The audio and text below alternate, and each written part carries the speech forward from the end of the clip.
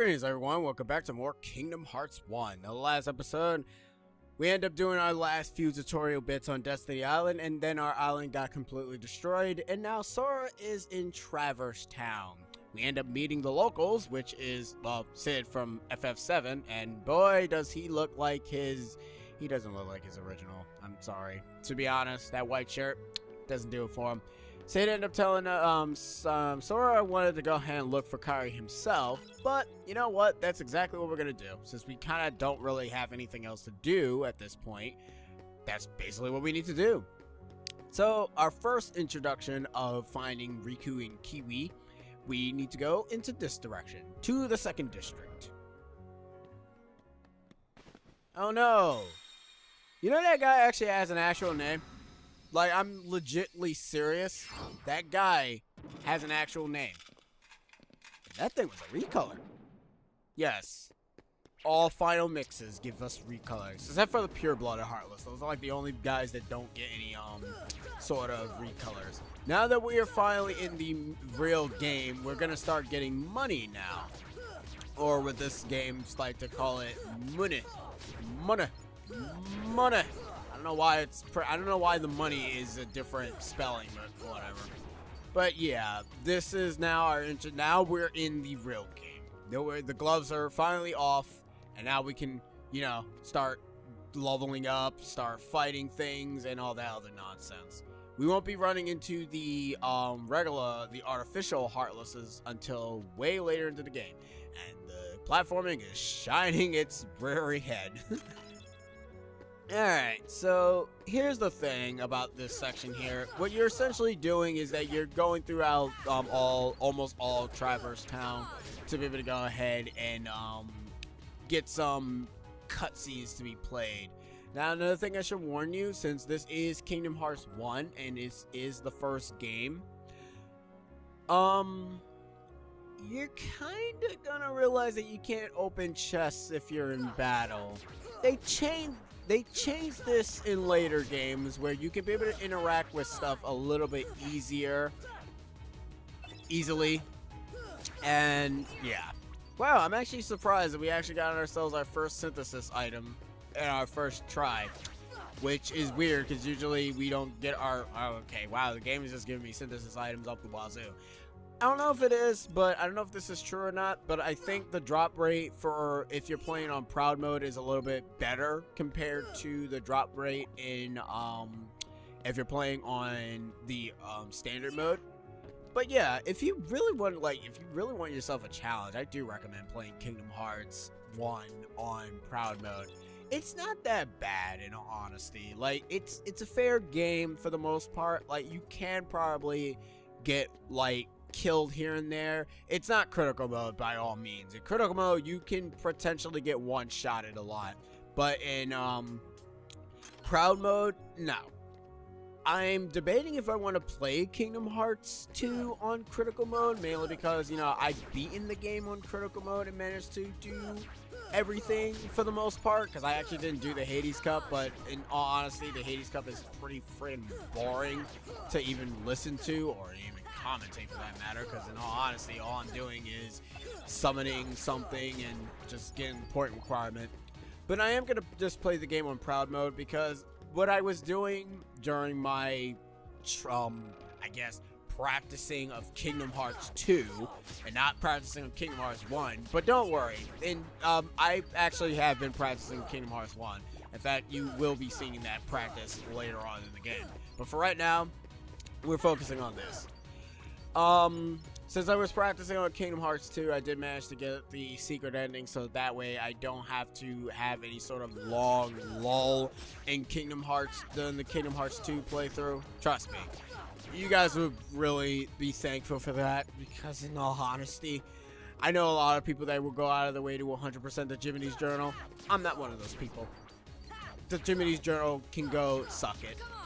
And to be fair, 100%ing the Jiminy's Journal is a lot easier to 100% if you're playing on critical mode, because in critical mode they give you like 2 lucky abilities, which is something that we'll be getting in this game, but it's a different name. It's called Lucky Strike. So it's gonna go ahead and allow us to, it ends up allowing you to get synthesis items a lot easily. Now, synthesis items is essentially kind of similar to how it was in Birth by Sleep, where you can be able to synthesize your abilities to be able to get, well, melding your abilities to create new abilities. It's kind of like that for the most part, but the difference between Birth by Sleep is that, you know, you get your Keyblades as you progress in your items as you progress through the game, and you can be able to just get your items from jump. But unlike Birth by Sleep's battle mechanics is a bit on the simplistic side for the most part, while Kingdom Hearts 1 and 2 uses the more action RPG based style. So yeah, do I appreciate Birth by Sleep's battle style? I appreciate it for those who kind of want to go ahead and understand the story of the series, or I should more so say, understand the Xehanort, the Dark Seeker saga of the story. Because the thing is that Kingdom Hearts is actually, funny enough, segmented in arcs. And if this is kind of how it's going to be if this series keeps going, I don't know. Do I want the series to keep going? Do I still want more Kingdom Hearts games? Yeah, I definitely do. I do still want more Kingdom Hearts games. Like, it's kind of one of the things that I appreciate about the series. I appreciate its characters. I appreciate its dialogue for whatever it's worth. But the fact is, though, is that this is as simplistic as the story is going to get for you guys.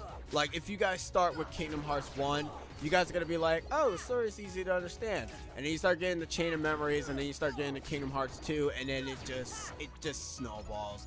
And there are a lot of people that say that the story is understandable. It's not. It's really not. Even for me being a person that actually loves this series to death, I will still say it has its moments where plot holes are just not filled properly, to a point that it's more, you have to interpret it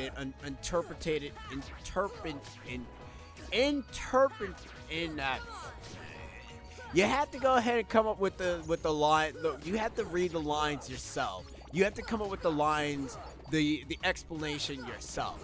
And in all honesty, that's fine, because it's essentially how lores how lore starts and whatever.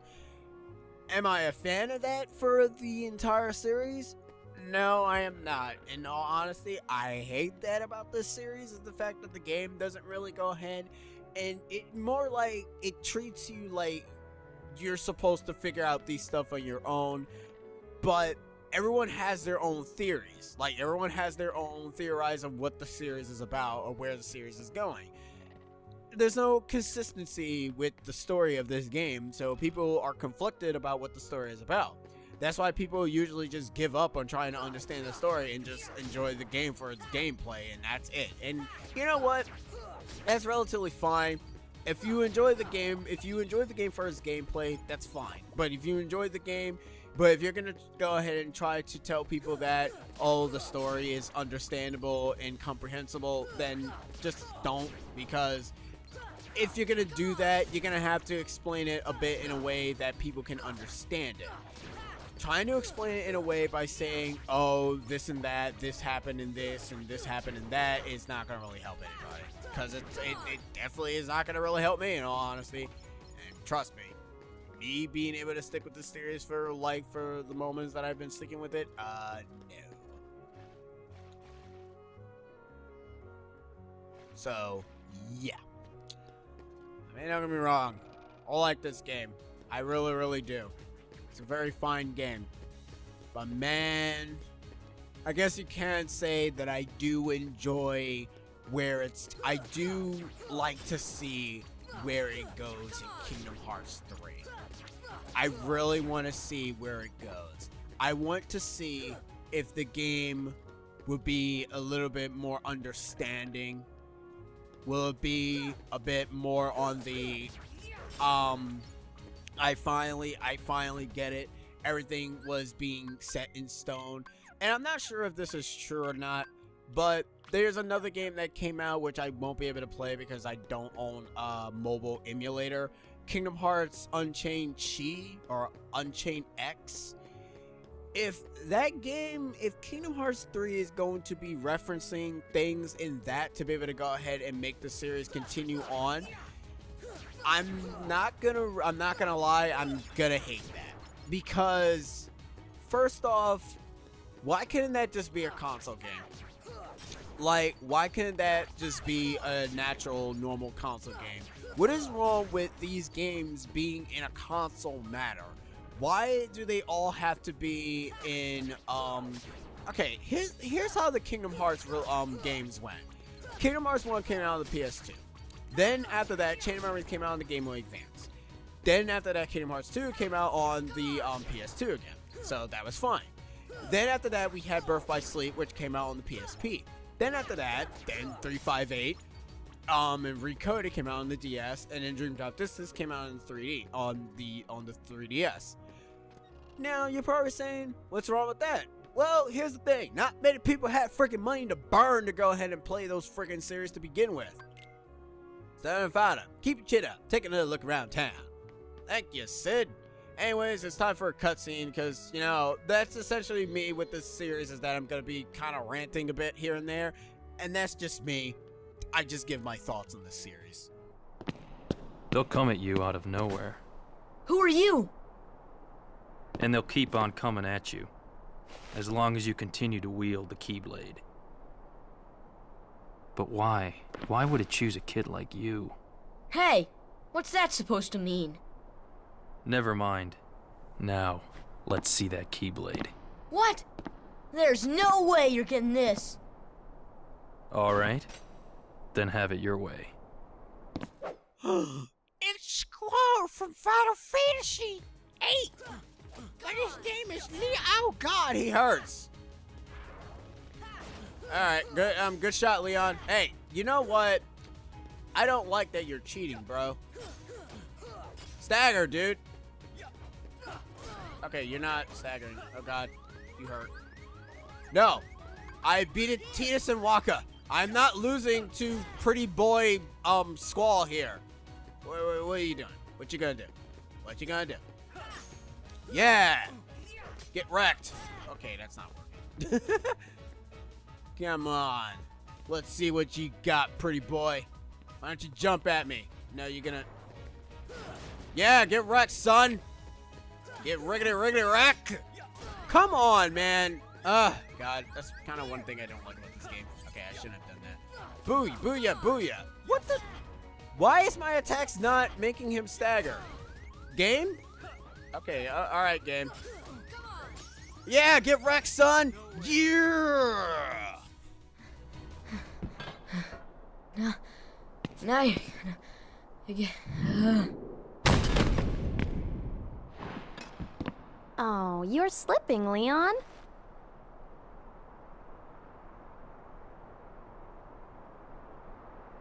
I went easy on him. Looks like things are worse than we thought. A lot worse.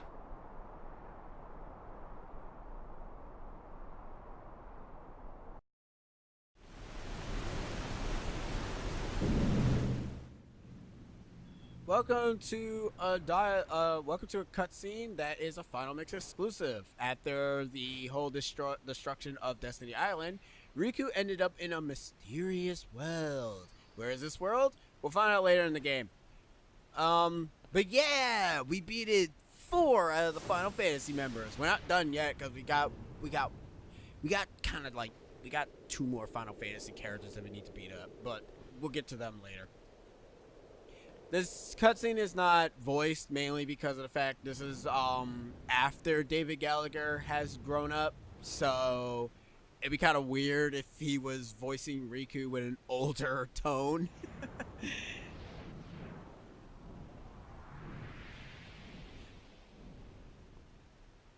Ooh, we know who that person is.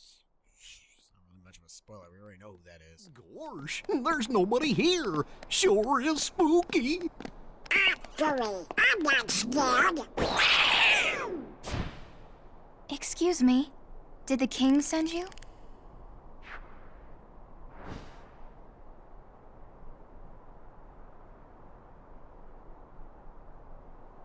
Come on, lazy bum. Wake up.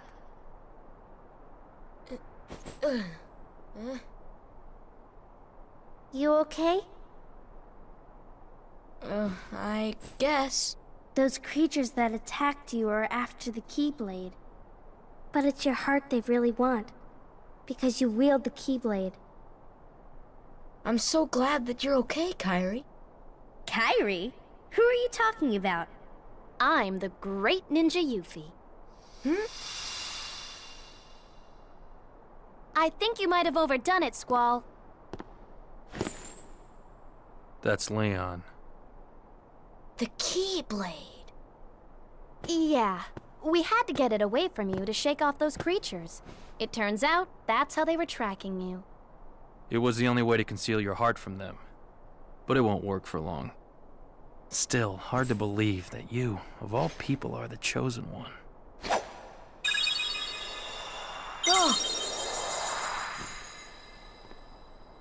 Well, I suppose beggars can't be choosers.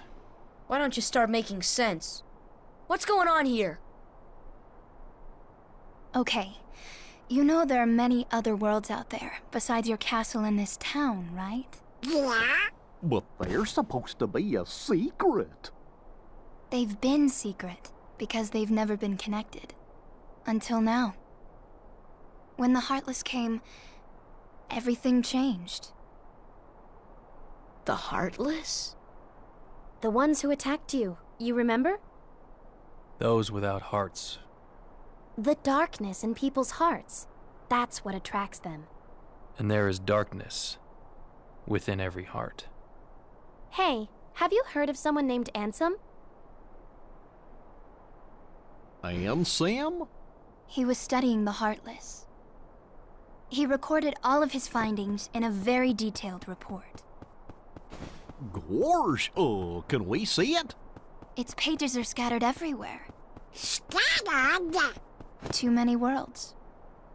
Oh, then maybe the king went to find them.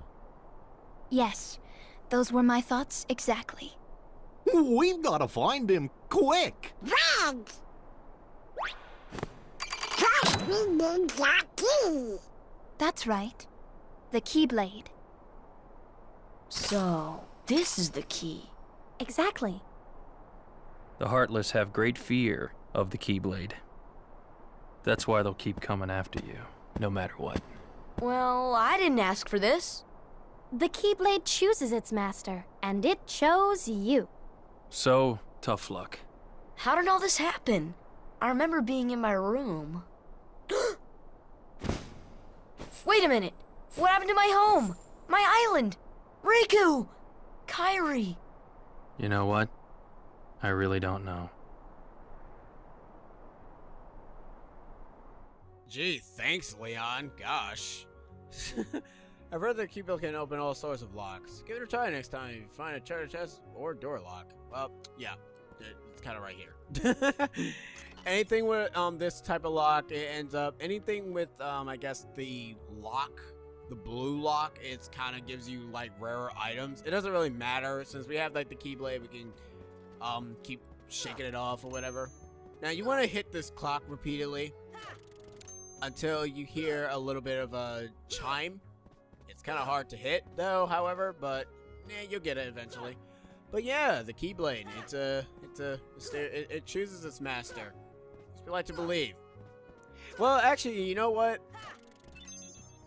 No, actually, no, that's not true because I never played that movie, Kingdom Hearts Unchained back cover for reasons. You'll trust me, if I actually played that, you guys would probably be thinking that the Keyblade chooses its master. It doesn't. There's a reason as to why. We already know the reason as to why Sora has it. But why does Aqua, Ven, and Terra have a Keyblade? I don't know. You know what? That's something that's never really brought up in that game. And again, you can say that for a lot of things in this game, in this series. It's never really brought up. God, why is it so hard to hit this stupid clock? Get the, yeah. Oh my God. I'm gonna spend a good 10 minutes doing this. There we go. There we go. Gotta do it again. There we go, finally. Shish! And we got ourselves a mithril. A rare synthesis item. Our very... God. Can I just say the synthesis in this game is... Think of this as an adventure. Sure, I guess. Sooner or later, the Heartless will find you. You best prepare yourself. Prepare yourself to fight for your life. Are you ready? No, not yet. I'm good, pal. Dude, the fact that you friggin' did not stagger once really says a lot of what the hell I'm gonna have to deal with later on. So, you know what? Stock me up some potions. Alright, now I'm ready to go. Let's do this. Let's go join Aerith and the others as visitors. Hello. Yuffie, go! Yuffie! Sora, let's go.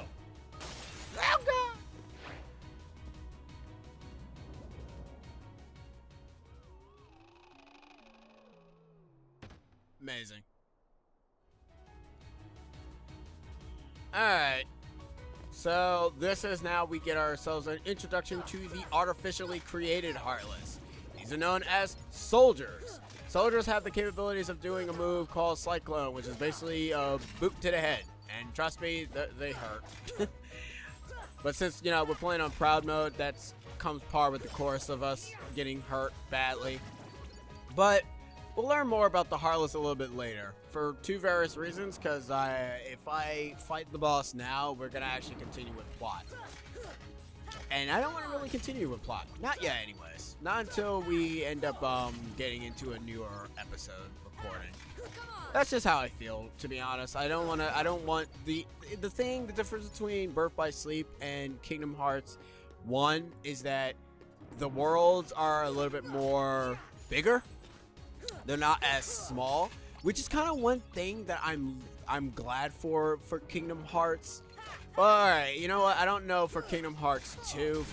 For Kingdom Hearts 3, I don't know if the worlds are going to be as expansive. I hope that they are, because that's kind of one of the things that I like about Kingdom Hearts 1. About Kingdom Hearts 1 is that, oh, hi. How's it going? Okay, cool. That's cool. You actually want to come here real quick, now that I think about it, because if you come here and you talk to Aerith, so you're the Keyblade Master. Please be careful. She actually gives you a Mega Potion. And that's cool. That's cool. I'm glad she gave me some Mega Potions, because goddamn I'm gonna need it. First district is all clear. I don't know about the third district. Well, we'll be looking at the third district a little bit later, Yuffie. For right now, we're gonna go ahead and go back into Sid. Go ahead and call it a part. In the next episode, we'll actually be heading into the third district to see what is up. I've been CCX, and I'll be seeing you guys in the next episode of Kingdom Hearts 1. Laters.